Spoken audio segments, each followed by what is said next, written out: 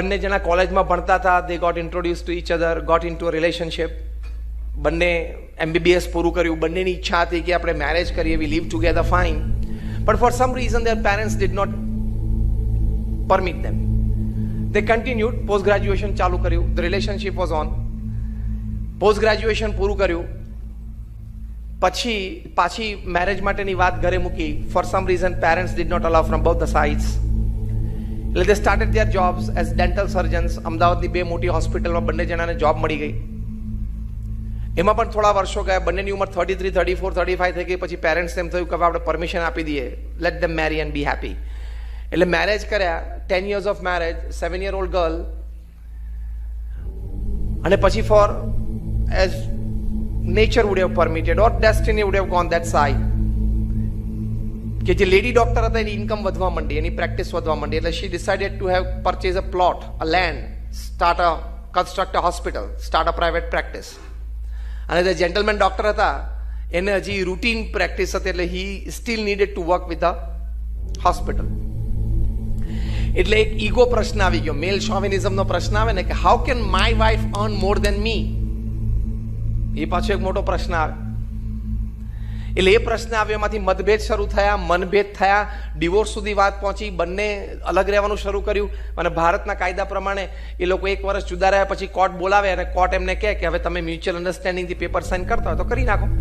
બંને set fine. બંનેના લોયર્સે બંનેને બોલાવ્યા. 7-year ડોટર એ સાથે હતી. કોર્ટે પ્રશ્ન પૂછ્યો કે તમે બંને ડિવોર્સ થઈ જાઓ પણ આ ડોટરનું ધ્યાન કોણ રાખશે? કારણ કે માઇનર છે એટલે મધર જ ધ્યાન રાખે. તો sign the papers and take the responsibility of the child.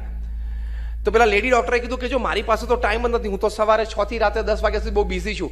મારા હસબન્ડ છે ને એમને પ્રેક્ટિસ થોડી ઓછી છે, એમને ટાઈમ છે તો એ દીકરીનું ધ્યાન રાખશે. એટલે પાછો બીજો ઘા વાગ્યો જાહેરમાં, કોર્ટમાં. એટલે પછી એને કીધું મારી પાસે ટાઈમ નથી.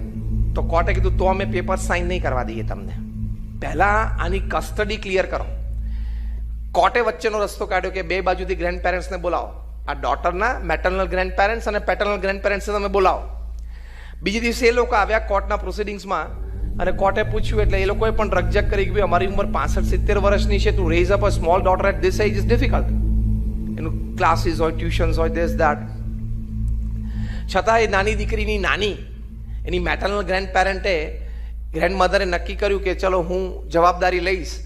એટલે પછી કોર્ટે અનુમતિ આપી અને જેવી એની નાની હા પાડી એટલે આ બંને તો સરસ ભણેલા હતા, બંને ડેન્ટલ સર્જન્સ હતા, મેનર્સ તો ખૂબ સારા હતા. In typical American modern fashion, thank you mom, thank you તો કેવું પડે ને મોમને, કારણ કે નાની ડોટરનું ધ્યાન રાખવાનું નક્કી કર્યું એટલે આટલું ભણતર લો. આ તમારું એજ્યુકેશન. MS યુનિવર્સિટીમાં પ્રોફેસર MS મદન હતા. એમનું સન્માન 1985માં BAPS સંસ્થા દ્વારા મોટો ઉત્સવ અમદાવાદમાં થયેલું ત્યારે પ્રવચનમાં એમણે બહુ જ સરસ વાત કરી કે we are producing educated monkeys. અમે ભણેલા ગણેલા વાંદરા તૈયાર કરીએ છીએ. કારણ કે સંસ્કાર નથી આપી શકતા, એને સદવિચાર ને સદભાવના એ દરેક પ્રશ્નમાં પ્રાધાન રહેવા જોઈએ એ વાત સમજાવી નથી શકતા. કે પ્રશ્નનો ઉકેલ કરવાનો હોય એમાં પહેલા સદવિચાર ને સદભાવના રાખવા. એનાથી પ્રશ્નનો ઉકેલ ના આવે તો then you go for a practical solution. એટલે હી સેડ કે we are producing educated monkeys. આ એ જ થયું ને. અને બંને પાર્કિંગ લોટમાં ગયા, સાઇન કરીને પોતપોતાની કાર લઈને નીકળી ગયા. ઘણા વર્ષો સુધી એ નાની દીકરીને એની નાની ઓટોમાં લઈને સ્કૂલે મૂકવા જાય. અને અમદાવાદનો એ પોશ એરિયા સેટેલાઇટ, ત્યાં 1990માં 5 કરોડનો મોટો બંગલો બાંધેલો હોય, આજે પણ ખંડેર પડ્યો છે. ને પેલી નાની દીકરી એની નાનીને ઓટોમાંથી હાથ બહાર કાઢીને પૂછે કે નાની ફરી વખત પપ્પા, મમ્મી અને હું અમે ક્યારે અહીંયા રહેવા જશું અમારા ઓલ્ડ હાઉસમાં? ત્યારે ધ નાની had no answer and just tears in her eyes. આ પરિસ્થિતિ છે. એટલે અહમ મમત્વના આવા પ્રશ્નો આવી જાય, સ્વભાવના પ્રશ્નો આવી જાય. કેટલા બધા ડિવોર્સ રેટ્સ વધે છે. 65% of the court cases anywhere in the world R family disputes.